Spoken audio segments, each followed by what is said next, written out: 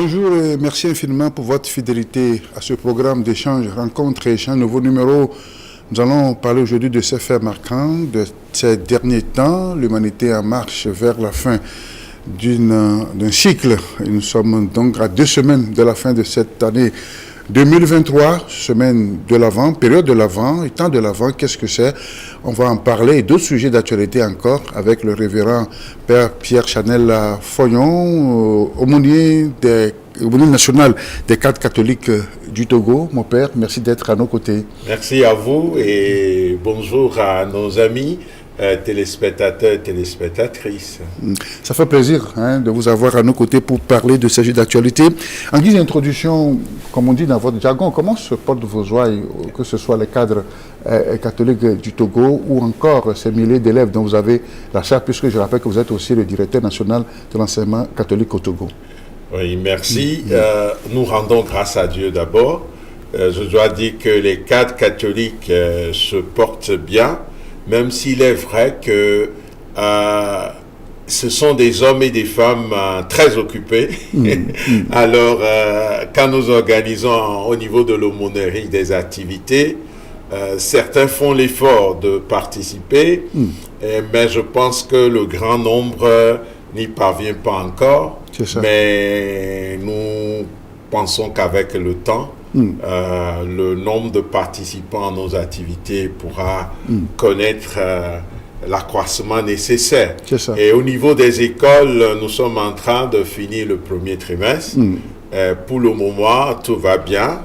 C'est l'occasion de remercier tous les acteurs engagés dans l'éducation nationale, mais aussi dans toutes ces réalités qui sont autour de l'éducation nationale et dans l'éducation nationale, à savoir l'enseignement confessionnel, dans l'enseignement catholique. Je fais un coucou spécial aux enseignants, aux parents d'élèves, aux élèves eux-mêmes, ceux qui sont sur le terrain et à tout le personnel. Ils le méritent. Merci beaucoup.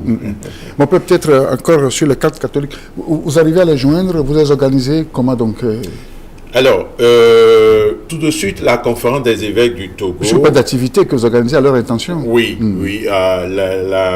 La conférence des évêques du Togo a souhaité qu'il y ait un mouvement qui puisse les rassembler. C'est le mouvement des cadres catholiques du Togo qui a aussi des sympathisants. Ce n'est pas simplement les catholiques qui peuvent être membres. On peut être membre sympathisant. Et grâce à ce mouvement, nous avons des moments de recollection, c'est des moments de spiritualité, des conférences, et nous avons aussi chaque année au mois de février la journée nationale des cadres catholiques. Et cette année, s'il plaît à Dieu, ce sera plus à Lomé parce que les éditions passées étaient à Lomé. Et comme on le dit souvent, le Togo, c'est pas seulement la capitale, voilà, c'est aussi les autres villes et localités. Donc cette année, nous irons dans une autre localité qui sera communiquée ultérieurement pour cette journée nationale.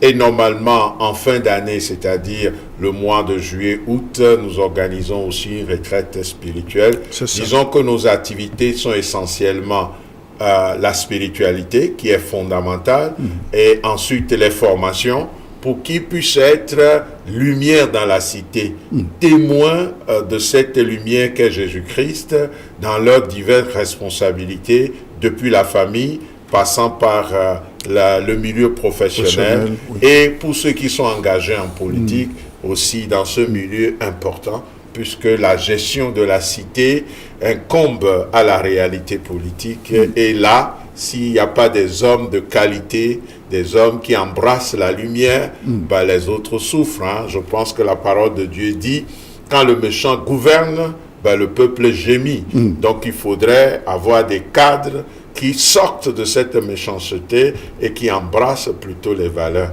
Nous prions, nous travaillons à cela. C'est ça.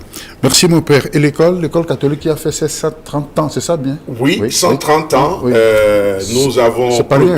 Ah oui, mais nous devons aussi dire que nos frères de l'enseignement protestant n'ont pas démérité non plus. ce sont les deux églises qui sont pionnières dans l'école au Togo. Et pour notre part, l'école catholique a vu le jour le 28 septembre 1892 avec les pères et frères SVD qui étaient arrivés au Togo le 28 août 1892. Tout de suite, donc un mois plus tard, ils ont créé la toute première école. L'histoire dit que c'est à Moutiévé, mais d'autres documents parlent d'Adawato. Lomé n'était pas grand à l'époque, donc entre Asiganto et Moutiévé, je pense que ce n'est pas c'est le même lieu finalement. Et du coup, nous avons célébré les 130 ans. On a fait l'ouverture l'année dernière et on l'a clôturé le 25 novembre passé avec tous les évêques. Durant une messe solennelle à la paroisse Cristo Risotto. C'est l'occasion de remercier les autorités de notre pays et toutes les personnes de bonne volonté de l'enseignement catholique aussi et des autres ordres d'enseignement qui nous ont accompagnés durant cette année jubilaire des 130 ans. Merci à eux tous, que Dieu continue de nous bénir et bénir notre pays, le Togo. Et vous avez pu mesurer, faire le bilan de ce cheminement et de ce que l'école catholique a pu apporter dans le système éducatif togolais? Nous avons essayé de faire ce bilan, mais comme vous le savez, il est très difficile de faire un bilan exhaustif sur 130 ans. Parce que beaucoup, les pionniers et les aînés, à part les archives que nous avons retrouvées, nous le savons tous, ils sont auprès du Père. Nous avons prié aussi pour eux parce qu'ils nous ont laissé un trésor. Mais le bilan a été quand même fait et nous avons pu identifier des défis. Et il y a 4 défis que nous devons relever. Et le tout premier, c'est justement l'amélioration des conditions de travail et de vie de notre personnel. À ce niveau, vraiment, nous avons du pain sur la planche et nous voudrions compter sur les plus hautes autorités de notre pays pour que l'enseignant confessionnel en général, catholique en particulier, puisse avoir davantage d'appui de la part de l'État pour que l'école catholique et les écoles confessionnelles soient vraiment accessibles à tous dans la mesure où l'Église catholique que je connais mieux a fait l'option préférentielle pour les pauvres. Donc, mais en même temps, nous ne pouvons pas compter que sur l'État. Et nous sommes en train de lancer une opération de mobilisation de fonds. L'opération est dénommée Kairos pour l'école catholique. Kairos, nous le savons, c'est un mot grec qui veut dire temps favorable. Et pour nous, la célébration des 130 ans est une occasion favorable pour que chacun d'entre nous, hommes et femmes de bonne volonté, les fidèles de l'Église catholique, les autorités de notre pays, tous, nous puissions encore faire des efforts pour parvenir à une mobilisation réelle et concrète pour disposer de moyens suffisants afin de poursuivre la mission de l'éducation humaine intégrale qui est le projet éducatif de l'enseignement catholique. Cette éducation humaine, éducation de qualité, éducation humaine de qualité intégrale exige des moyens.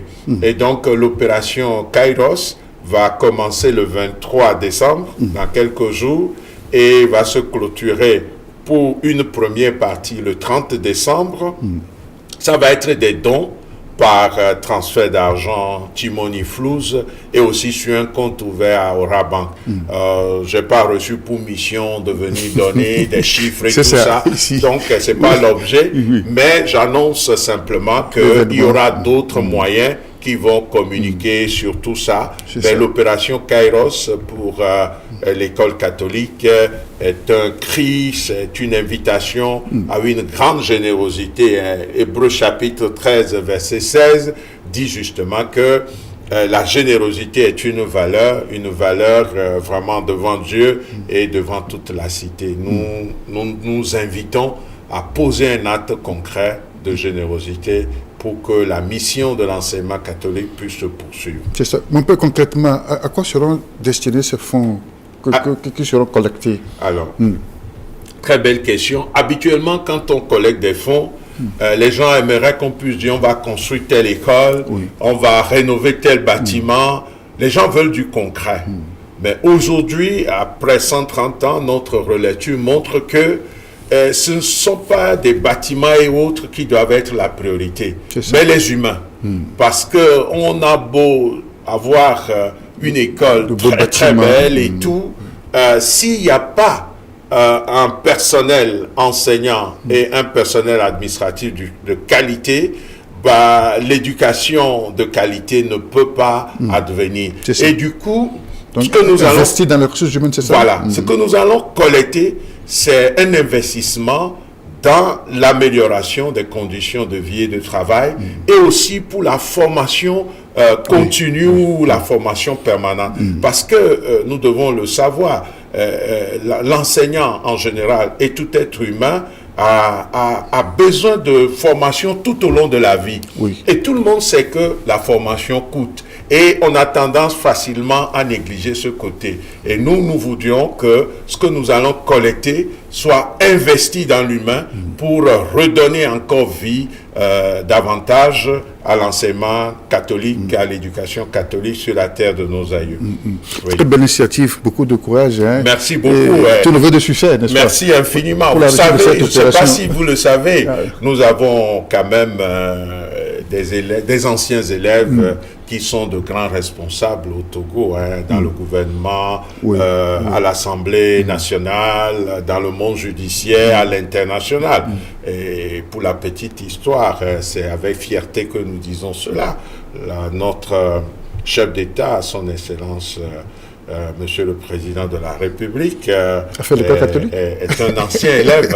Donc voilà, nous sommes très honorés et nous nous encourageons à poursuivre cette belle mission. C'est ça, de formation des cadres de demain. Des cadres de demain. Alors, peut-être cette question indiscrète, comment le Père Afognon arrive à joindre ces deux bouts, Aumônier national, directeur national de l'enseignement catholique au Togo, et au Forum Moulin? Et tout disciple du Christ et tout ministre doit dire comme Saint Paul, malheur à moi si je n'annonce pas l'évangile. Et le Seigneur nous a constitués serviteurs. Et même plus que serviteurs, disons esclaves, doulos, et esclaves. Donc, si nous vivons pour le Christ. Si nous mourons pour le Christ. Donc, nous devons nous dépenser pour l'Église et pour la bonne nouvelle. Alors, avec la grâce de Dieu, j'arrive à joindre sans grande difficulté les deux bouts, comme vous dites. Et aussi, je ne suis pas seul.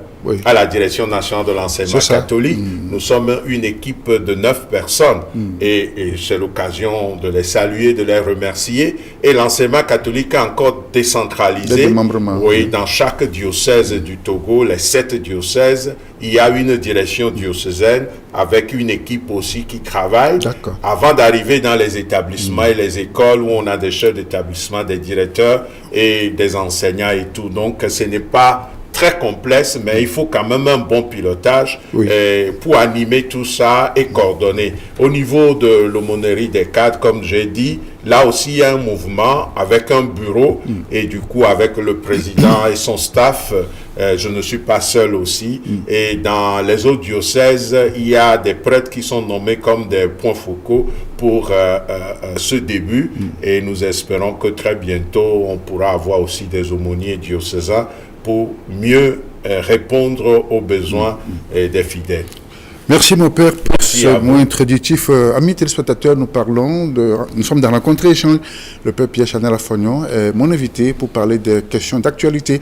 Et première question d'actualité, l'actualité d'ailleurs, c'est la période de l'Avent que nous sommes en train d'observer, les chrétiens bien sûr, en marche vers Noël, n'est-ce pas? Tout à fait. Alors qu'est-ce que c'est mon Père, ce temps sur le calendrier liturgique? Voilà. Justement, comme vous venez de le dire, c'est l'organisation du temps sacré qui met en avant ici ce moment qu'est l'Avent. Quand je parle d'organisation du temps sacré, le temps, on peut dire que le temps est toujours sacré. Oui, mais je parle du temps de célébration.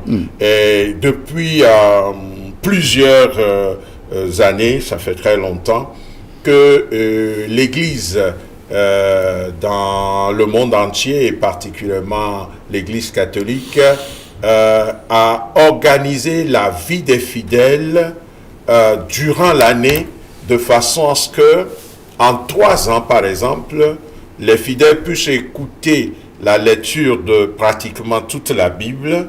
Et c'est pour ça que dans l'Église catholique, il y a l'année A, B et C, et qui reviennent sans arrêt. Et l'année nouvelle, l'année liturgique nouvelle commence pour nous chrétiens, en général catholiques en particulier, le premier dimanche de l'Avent. Donc pour nous, nous sommes entrés déjà dans la nouvelle année liturgique depuis le premier dimanche du temps de l'Avent. Le dimanche passé était le deuxième, le dimanche qui vient troisième et quatrième dimanche. Donc les 4 dimanches qui précèdent Noël constitue ce temps de grâce qui est le temps de l'Avent. L'Avent vient du latin adventus, qui veut dire la venue, l'avènement. Et du coup, c'est un moment de grâce et d'intense spiritualité pour se préparer intérieurement à accueillir à nouveau Jésus-Christ. En effet, Jésus est né il y a plus de 2000 ans. C'est vrai que les historiens vont dire, bon, c'est à l'an 0, d'autres vont dire, non, c'est encore un peu plus tôt. Mais dans tous les cas, c'est lui qui marque le temps. Au point où des fois, quand je parle avec des amis qui se disent non chrétiens, non croyants, avec tout le respect que j'ai pour eux, je leur pose la question, s'il vous plaît, vous êtes né quand? Et quand ils me donnent la date, je leur dis, mais vous voyez, que vous le vouliez ou non, même votre âge est collé à Jésus-Christ. Parce que si vous êtes né en 1972, ça voudrait dire que vous êtes né et tel nombre d'années après Jésus-Christ. Donc, pour nous, catholiques, ce que les téléspectateurs ne prennent pas mal ce que je dis là, mais c'est une façon d'animer l'émission. Et donc, pour nous, catholiques, l'avènement, celui qui vient est déjà passé, est déjà venu. C'est le Christ. Nous parlons de la première venue. Et ce même Christ vient à chaque instant. Mais dans la célébration des événements de la foi, l'Église prévoit un moment intense pour que chacun puisse faire de son cœur un Bethléem. Un lieu où le Christ va naître et renaître. Parce que si le Christ est né à Bethléem il y a des milliers d'années, s'il ne prend pas place dans la vie de ses disciples, c'est peine perdue. Et du coup, c'est un temps de préparation pour que son cœur soit disposé encore à accueillir ce que nous appelons le mystère de l'incarnation-rédemption. C'est-à-dire ce mystère qui fait dire à Saint Jean, et le Verbe s'est fait chair, il a habité parmi nous. Et tous ceux qui l'ont reçu, il leur a donné le pouvoir de devenir enfants de Dieu. Et donc, le salut pour nous, chrétiens en général, catholiques en particulier, nous vient aussi du fait que Dieu est devenu l'un de nous. C'est le mystère de l'incarnation. Et par là même, il va accomplir notre salut, puisque c'est le même Christ qui est né à Bethléem, qui va grandir 30 ans plus tard, qui va se constituer la communauté des disciples, qui va souffrir la passion, qui va mourir et qui va ressusciter et qui va monter au ciel et de près du Père envoie l'Esprit Saint qui conduit l'Église. Donc, tout ça, c'est la première venue. La deuxième venue, c'est ce que nous appelons la parousie, le retour glorieux de notre Seigneur Jésus-Christ. Ça, Jésus lui-même a dit, personne ne connaît ni le jour ni l'heure. Et donc, c'est le moment où tout sera récapitulé, comme dit Saint Paul, et que toute autorité sera donnée au Seigneur des Seigneurs, qui est Jésus-Christ, conformément à notre profession de foi. Entre ces deux venues, ce qui est déjà arrivé, le déjà, et le pas encore, ce qui n'est pas encore advenu, il y a l'arrivée de Jésus à chaque instant. Et la préparation pour Noël nous rappelle que finalement, toute notre vie est une forme d'avant, d'adventus. Le règne de Dieu vient toujours. Il peut venir par le visage d'un pauvre. Il peut venir par ce qu'on appelle les signes des temps. Il peut venir par des interpellations. Et voilà pourquoi cette préparation intérieure pour avoir un cœur purifié, un cœur digne d'accueillir le Sauveur. Et donc Noël, qui est l'aboutissement de ce temps de l'Avent, n'est pas simplement une fête commerciale comme nous le constatons maintenant. C'est vraiment un moment spirituel et liturgique intense pour permettre à Dieu vraiment de prendre corps en moi comme il a pris chair en la Vierge Marie, pour que ma vie de disciple soit vraiment un témoignage. C'est le sens profond. C'est pour ça que Saint François, quand il est allé en pèlerinage en Terre Sainte et qu'il est revenu en Italie, il a créé la crèche il y a 800 ans. Je pense que c'était en 1223, si je ne me trompe pas, il y a 800 ans, où François a voulu amener les chrétiens à contempler vraiment cette naissance comme lieu de salut. Aujourd'hui, on voit partout Papa Noël, on voit des trucs voilà, qui n'ont rien à voir avec l'événement, c'est vrai, mais nous ne nous préparons pas simplement pour une fête commerciale, nous nous préparons effectivement pour que Jésus reprenne place dans nos vies, la vie de nos familles, pour qu'il puisse prendre place dans la cité. C'est ça. Sans rentrer dans les détails, il semblait que Noël c'était une fête païenne d'abord, avant de récupérer. Si, c'est l'œuvre de l'inculturation. Vous savez, Dieu a déjà, à la création, donné la possibilité à chaque culture d'être gorgé, d'être rempli de lui-même. Le péché des origines a traversé les cultures et a semé une forme de venin qui a dénaturé des choses. C'est pour ça que les pères de l'Église parlent des semences du Verbe. Le Verbe ici, c'est Dieu, c'est Jésus-Christ. Les semences du Verbe. Et dans toute culture, qu'elle soit africaine, asiatique, occidentale, on trouve par exemple qu'il y a le sens du divin. On trouve par exemple que ce qui est appelé les 10 commandements sont déjà dans presque toutes les cultures. Le bien que Dieu nous demande de faire. Chaque culture a pu élaborer une éthique, une façon, une morale, une vie de valeur, comment vivre et bien vivre. Donc vous voyez, et donc les Romains avait justement la fête du soleil, du Dieu soleil. Et donc, justement, déjà les prophètes ont appelé le Messie soleil de justice. C'est un des noms du Christ dans les prophètes. Et du coup, quand l'Occident s'est christianisé, surtout à partir de 313, avec l'édit de Milan où les chrétiens ne sont plus persécutés, on a dû réfléchir avec plus de temps et les pères de l'Église ont fait tout un travail d'inculturation, c'est-à-dire ils ont vu dans la culture occidentale ce qu'il y avait comme préfiguration de ce qui est arrivé, qui est Jésus-Christ. Et ils ont permis que l'Évangile puisse vraiment assumer tout cela et l'élever. Et c'est ainsi que, par exemple, la fête de Noël est une fête à l'origine païenne, mais qui a repris toute sa lumière parce que le vrai soleil de l'humanité, pour nous chrétiens, c'est Jésus-Christ. C'est lui le soleil de justice, c'est lui le prince de la paix, c'est lui le sauveur. Et tout le monde sait que la vie est en plénitude en lui, comme nous lisons dans Saint Jean, le chapitre 10, verset 10, quand Jésus dit « Je suis venu pour qu'on ait la vie et qu'on l'ait surabondante ». Voilà ce que je peux dire, sinon c'est une vérité historique que Noël, à l'origine, était une fête païenne, au sens des peuples, disons, de l'Europe. Oui. Peut-être pour les chrétiens et les catholiques qui nous suivent, de quoi doit être fait le temps de l'Avent? Comment observer ce temps en toute spiritualité, en marche justement vers ce qui va advenir?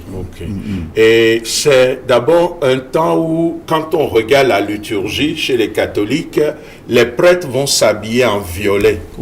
Ça voudrait dire que c'est un temps qui demande qu'on puisse s'arrêter, qu'on puisse relire sa vie. C'est comme un temps un peu pénitentiel, c'est-à-dire un temps où je m'interroge à la lumière de l'Évangile pour me préparer à accueillir vraiment Jésus. Donc c'est un temps de prière. C'est un temps où normalement il faut intensifier la prière. C'est un temps de proximité avec Jésus dans sa parole.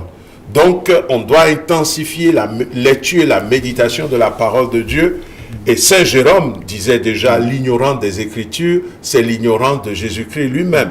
Personne ne peut dire, ah, moi, je suis disciple du Christ, et ne prend pas le temps de lire la parole, non seulement intellectuellement, mais permettre à la parole de descendre dans son cœur pour que sa vie devienne des pages d'évangile qui demeurent ouvertes pour le monde. Donc, prière, lecture et méditation de la parole. Pour nous catholiques, bonne pratique des sacrements, à savoir l'Eucharistie et le sacrement de la réconciliation. C'est là où, après avoir examiné ma conscience, je passe à l'aveu de mes fautes, de mes péchés, et le ministre, au nom du Christ, me libère des péchés et des conséquences de ce passé récent de ma vie, pour que je puisse vivre le présent sous la grâce. Et c'est aussi un temps pour faire attention aux autres, surtout aux petits. Parce que celui qui vient nous visiter, c'est un enfant. Il a pris la forme de la fragilité humaine. Et il s'est laissé dans les mains des hommes, Marie et Joseph.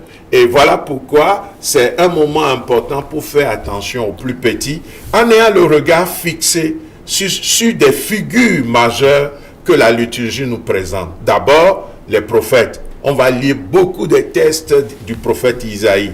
Ensuite, il y a Jean-Baptiste, le précurseur, celui qui parle au désert et qui dit « Préparez le chemin du Seigneur » et qui reprend la prophétie d'Isaïe. Il faut aplanir la route parce que le Sauveur vient.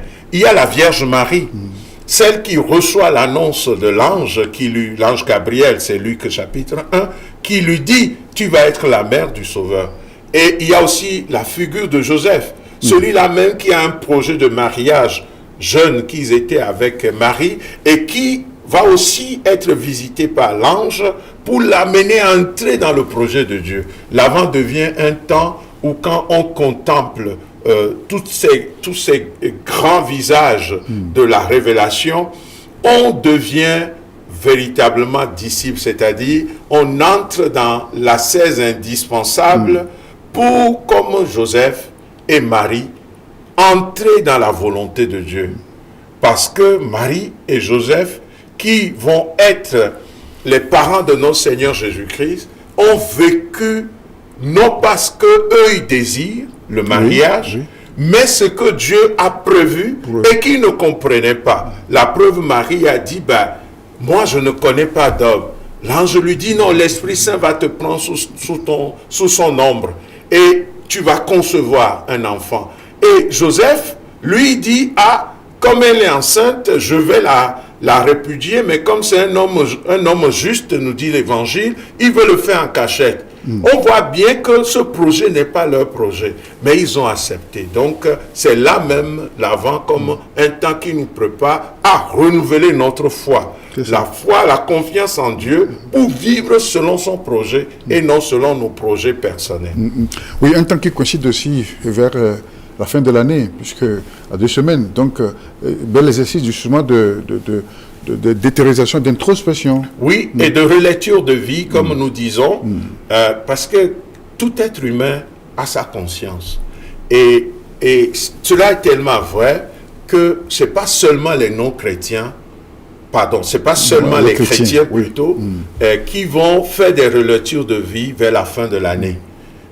Tout être humain, quelle que soit sa religion, se pose des questions par rapport à des défis, par rapport à des projets, par rapport à sa vie. Et cet exercice que tout le monde fait, le chrétien doit le faire davantage. Quelle a été la qualité de mes relations, par exemple, avec mon époux, mon épouse, mes enfants? Ça doit commencer en famille.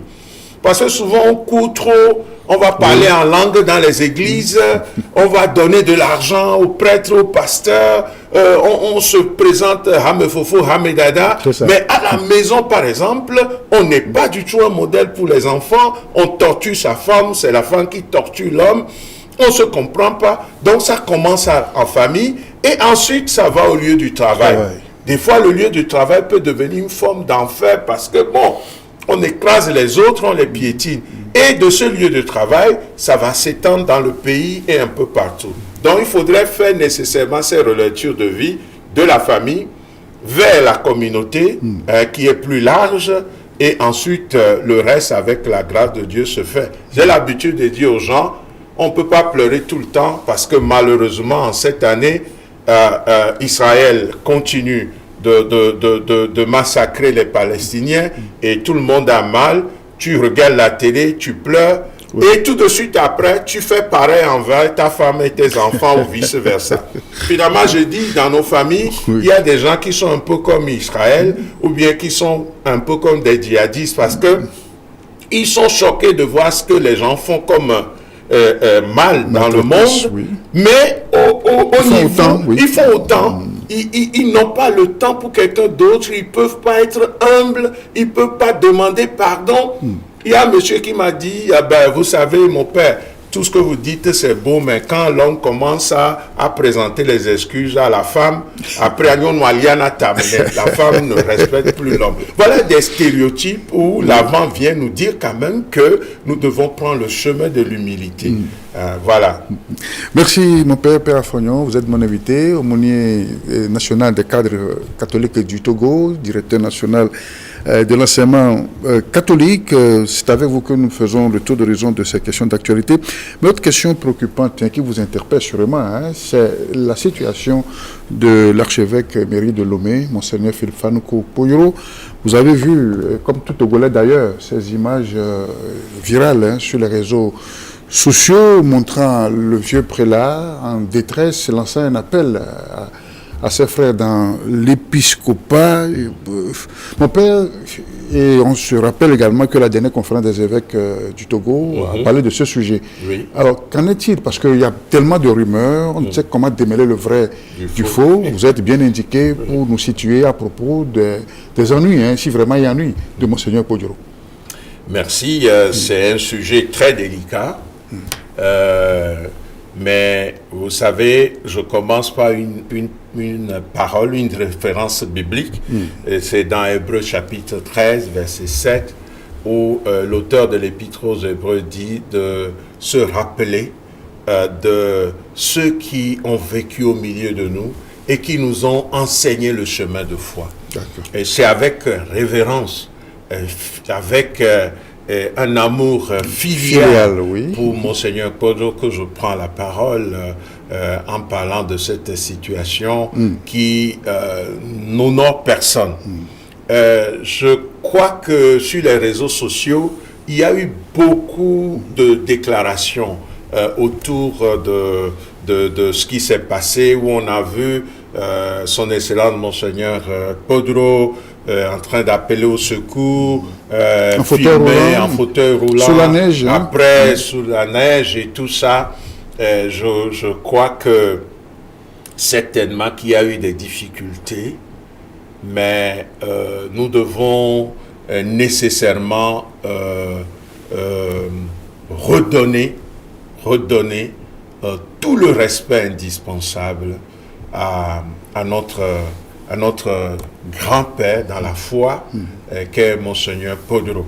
Et à dire vrai, ce que j'ai pu lire, et j'ai même écrit, parce que les mêmes questions, les cadres catholiques... J'ai vu votre sortie médiatique. Oui. Bon, les cadres catholiques m'ont interpellé, et j'ai dû reprendre les questions, et j'ai essayé de répondre à chaque question posée, et je ne vais pas lire ce que j'ai déjà écrit, mais je crois que d'abord, Monseigneur Poyoro mérite beaucoup de respect pour ce qu'il a été, non seulement pour l'Église catholique, mais aussi pour notre pays, pour le Togo. Il avait dirigé la conférence nationale. Il a dirigé la conférence nationale et il a été aussi président du ASCR. Le Parlement de transition. Le Parlement de transition. Oui.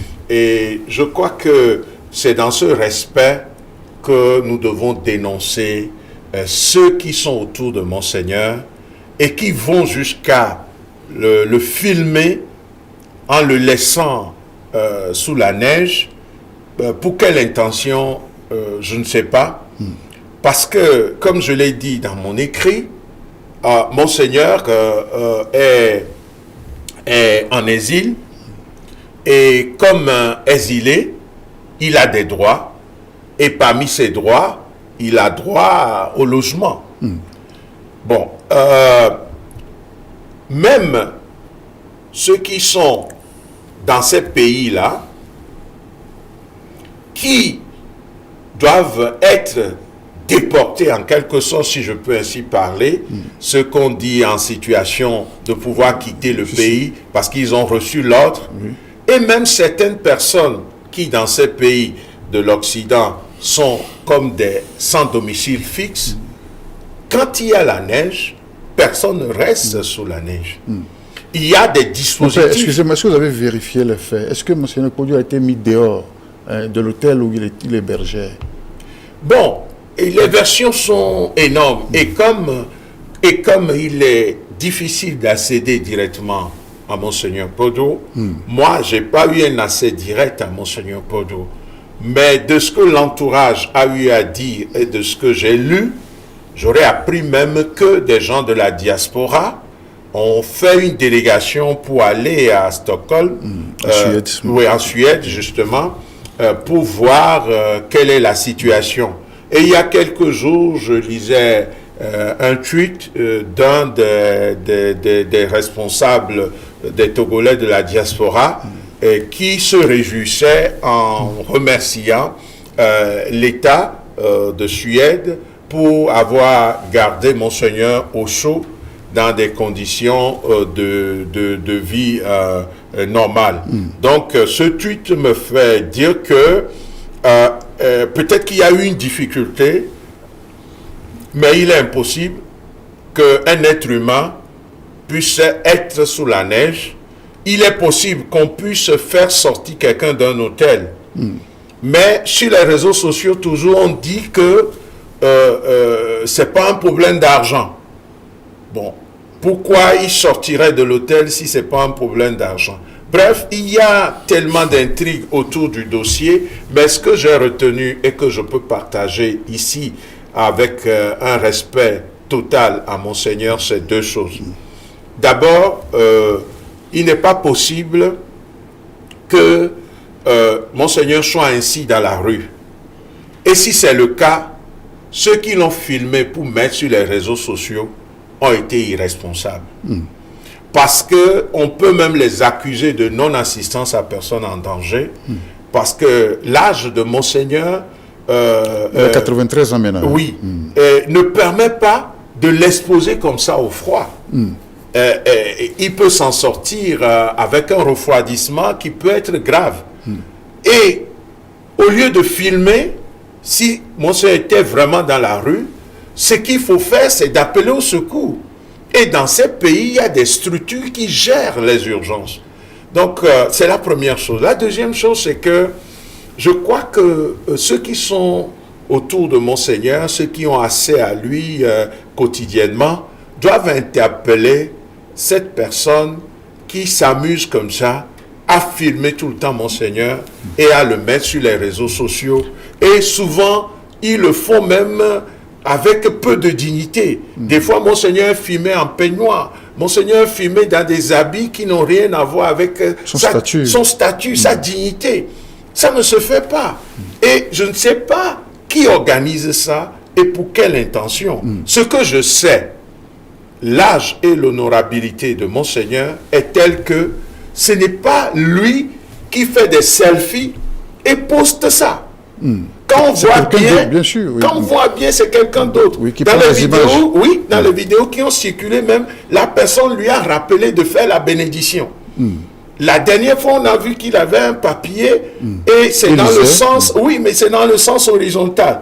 Comme si on a écrit gros des choses pour qu'il puisse... Mais qui filme Monseigneur et poste ça sur les réseaux sociaux sans respect pour ce prélat? Je pense que cette personne doit arrêter. Et si Monseigneur a des problèmes, il y a la conférence des évêques du Togo, qu'on signale ce problème, la conférence fera sa part. Il y a des nonciatures. Quand on parle de nonciature, c'est la représentation, voilà, les ambassades du Vatican dans les différents pays. Ils peuvent s'adresser à eux. Si ça ne marche pas là, il y a des paroisses, il y a des églises, il y a des associations humanitaires et tout. On ne peut pas jouer comme ça avec la dignité et la vie de Monseigneur Kodo. Je crois que ceux qui sont autour de lui doivent tout faire pour que de telles situations s'arrêtent, parce que c'est pas normal. C'est pas normal. Père Afognon, on parle souvent d'un certain Makmoudi qui serait son assistant. Monseigneur même en parle, hein, mon assistant Makmoudi, il en parle souvent.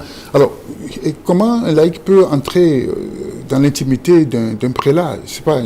Comment ça se passe? Est-ce que vous, par exemple, ou bien l'archevêque, Monseigneur Barry-Gabalis, par exemple, peut avoir un assistant qui soit purement et simplement un laïc qui n'a rien à voir avec le clergé? À ma connaissance, oui, parce qu'un laïc est un fils de l'Église. D'accord. Pour sa compétence et la technicité, on peut lui confier une mission. Mais comme nous le disons dans l'Église, la mission se reçoit. Et dans le droit canon, je n'ai pas cité des références ici, mais le droit canonique, c'est le droit de l'Église, dit que quand on reçoit un office dans l'Église, ça doit être écrit et ça doit être la personne idoine qui confie la mission. Et je n'ai pas vu d'acte normand Makmoudi aux côtés de Monseigneur, mais je sais que Monseigneur lui-même l'a présenté plus d'une fois comme son assistant. Et assistant en tant que celui qui vient en aide à une personne d'un certain âge, ça existe un peu partout. C'est comme quand tu es malade aussi, quand tu es âgé, on a besoin d'assistants. Mais assistant entendu comme, par exemple, on le dit, un directeur a un assistant. C'est-à-dire quelqu'un qui l'aide dans l'accomplissement de sa mission. Est-ce que Marc est assistant pour aider Monseigneur dans l'accomplissement de sa mission d'évêque émérite? Je ne sais pas. Parce que si c'est dans ce sens, je crois que on peut se poser mille et une questions. Mais si c'est pour apporter un appui à une personne d'un certain âge, bon, encore là, on peut dire que ça va. Mais, je dois le dire ici, Monseigneur, avant de quitter le Togo, à Madahome, avait des sœurs qui sont à son service. Des sœurs religieuses. Des religieuses. Et Monseigneur lui-même est fondateur de congrégation. Et Monseigneur avait ici aussi un chauffeur à sa disposition, ainsi de suite.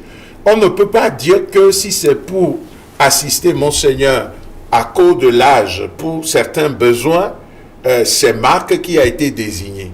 C'est les sœurs qui ont été désignées pour ça, et il a un chauffeur à ma connaissance. Maintenant, pour l'assister comme épiscope, comme évêque, dans l'accomplissement de sa mission d'évêque, ça m'étonnerait. Dans tous les cas, le fait, c'est qu'aujourd'hui, c'est lui qui est à côté de Monseigneur. Moi, je ne peux que le remercier pour le bien qu'il fait pour Monseigneur. Mais en même temps, l'exhorter à la vigilance pour que tout ce que nous voyons là, qu'on peut lui amputer parce que c'est lui qui est assistant de Monseigneur. Il y a des rumeurs qui l'accusent justement de ces faits, hein, oui, qu'il a même écarté la famille biologique de Monseigneur autour de lui. Je ne sais pas si... Bon, il y a beaucoup de choses qui se disent. Ce qui est sûr, Monseigneur a sa famille. Les gens le savent. Monseigneur a des neveux, des nièces qui sont prêtres, qui sont religieuses. Et Monseigneur a de la famille en Europe comme au Togo. Est-ce qu'il les a éloignés de Monseigneur? Je n'ai pas des preuves pour l'affirmer.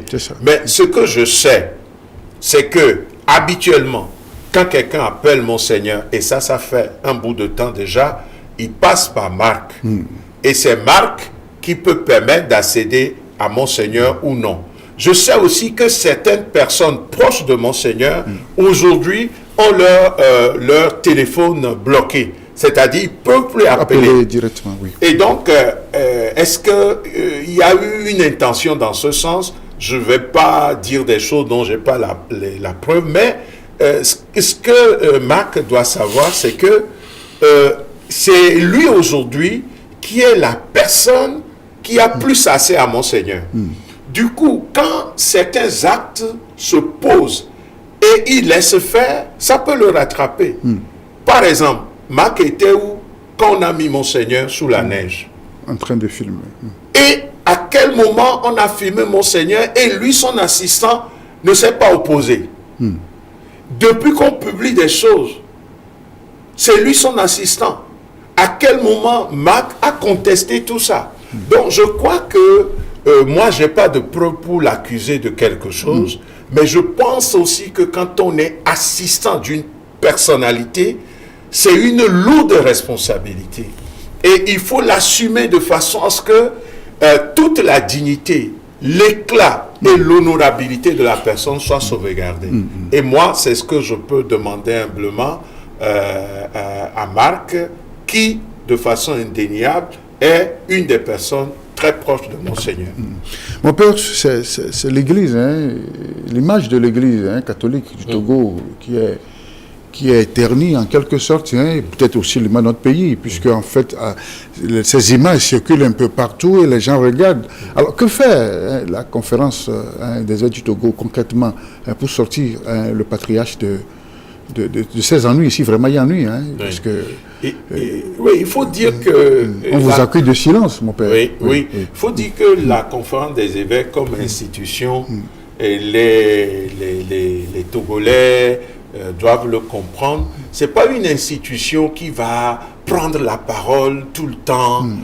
Ce n'est pas une institution qui va aller afficher des choses sur les réseaux sociaux. Cela relève de la nature d'une conférence.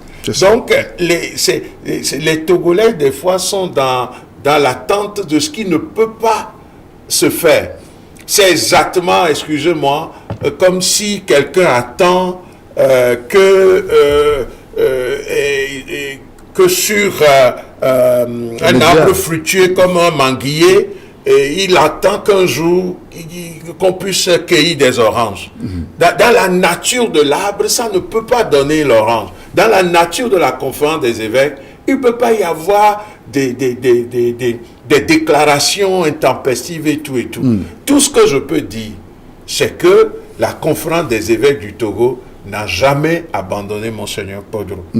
Et la conférence des évêques du Togo n'a jamais croisé les bras non plus. Certains disent que l'entourage de Monseigneur, par moment, lui fait croire qu'il y a un danger à ce que l'une ou l'autre personne soit en contact avec lui. Mais moi, je compte sur Monseigneur Podro, qui est notre aîné, qui est une personne de grande valeur. Je crois que ce ne sont pas ces genres de paroles qui vont l'affecter. Mais cela dit, il faut l'affirmer haut et fort que l'Église fait sa part et continuera de faire sa part, mais il faudrait que l'entourage de Monseigneur accepte que la conférence des évêques du Togo puisse faire sa part jusqu'au bout. Et il faudrait aussi que Monseigneur lui-même puisse aussi faciliter un certain nombre de prises de position de ses frères dans l'épiscopat pour que nous n'ayons plus à gérer ces situations qui n'honorent ni l'Église catholique ni notre pays. Mais plus que tout ça, je crois que la vérité doit se faire. Et Jésus nous a dit, la vérité vous rendra libre. Et pour que la vérité puisse se faire, l'entourage de Monseigneur doit commencer par poser des actes qui sont dans la ligne de l'honorabilité de Monseigneur. Et ça, je pense que c'est fondamental. Je sais que Monseigneur lui-même ne peut pas poster des choses sur les réseaux sociaux. Mais qui le fait? Il faudrait que cette personne puisse dire qu'au nom de la dignité pour Monseigneur, et si cette personne aime vraiment Monseigneur, il doit protéger cette dignité jusqu'au bout. Et s'il y a des difficultés, il sait que Monseigneur a plein de fils spirituels, des prêtres, des religieux, des laïcs. Il sait aussi que Monseigneur relève d'une conférence et que cette conférence n'a jamais croisé les bras. Il sait qu'il existe d'autres structures comme les nonciatures qui sont des représentations diplomatiques où des choses peuvent se faire. Dans tous les cas, La conférence ne peut jamais aller crier sur les toits ce qui se fait, mais Monseigneur n'est pas abandonné. Ça, je peux le dire avec certitude. C'est ça. L'important dans l'opinion, c'est qu'ils reviennent au pays, qu'ils regagnent le bercail. Hein? Parce que... Alors, je crois que c'est le désir d'un certain nombre de personnes. Et des journaux ont dit aussi qu'un ministre a dit la même chose, qu'il serait bien que Monseigneur regagne le Togo. Jusqu'apparemment, on ne lui reproche rien, je ne sais pas. Hein, c'est aussi ce qui a été dit, mais je crois que c'est le lieu aussi d'inviter les responsables politiques de notre pays à ce que je peux appeler un travail de fond qui va permettre que tous les fils et filles de notre pays puissent se retrouver pour se parler et dépasser leurs différends. Parce qu'on ne peut pas construire le Togo, certains Togolais ne peuvent pas construire le Togo contre d'autres Togolais. Et je pense que notre hymne est très clair là-dessus. Et c'est dans l'unité que nous voulons te servir. Et ça, c'est le désir le plus fort que ceux qui nous ont laissé cette terre nous ont donné. L'hymne est clair. C'est tout ce qui doit venir pour que le Togo puisse être l'or de l'humanité. Nous devons bâtir ensemble. Si cela se fait, alors on verra bien si Monseigneur, c'est lui qui ne veut pas rentrer ou non.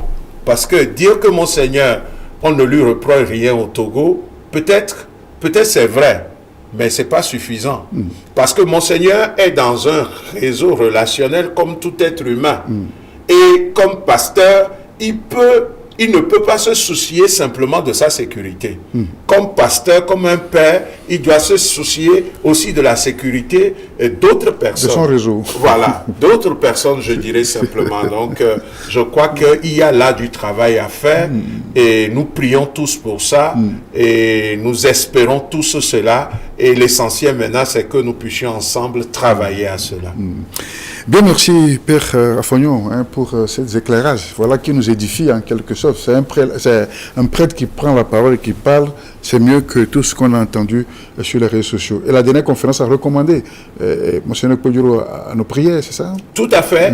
Et nous avons prié, nous continuons de prier parce que c'est notre Père. C'est notre Père. Et quel est le fils ou la fille qui abandonne son Père? La parole de Dieu nous invite à prendre soin de nos parents, surtout dans leurs vieux jours. Et donc, nous demeurons dans la ligne de ce que la conférence des évêques du Togo nous a demandé. C'est la prière qui nous est demandée, et la prière veut dire aussi action. Parce que quand nous prions, c'est pour que ceux qui peuvent faire quelque chose, ceux qui peuvent agir pour que cette situation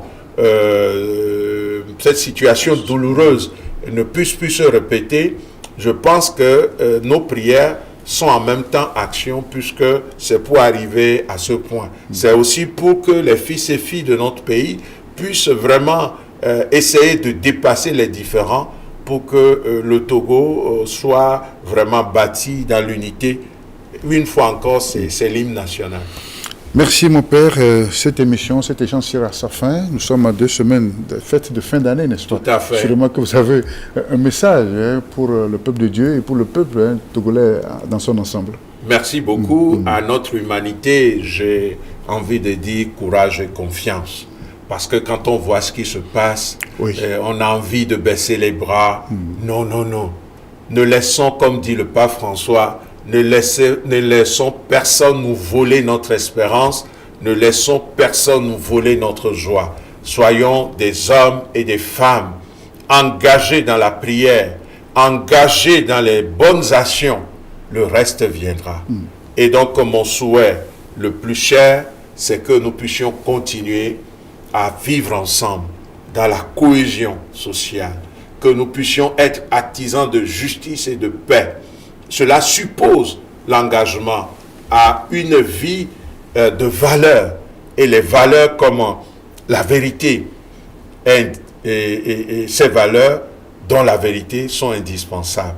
Que le Seigneur nous aide à être des hommes et des femmes capables de vivre des valeurs, d'être des hommes et des femmes dont la vie morale et éthique est vraiment un engagement. Et alors, cela va illuminer nos familles, notre cité, notre pays et notre humanité. Si nous ne le faisons pas, n'accusons donc pas Dieu.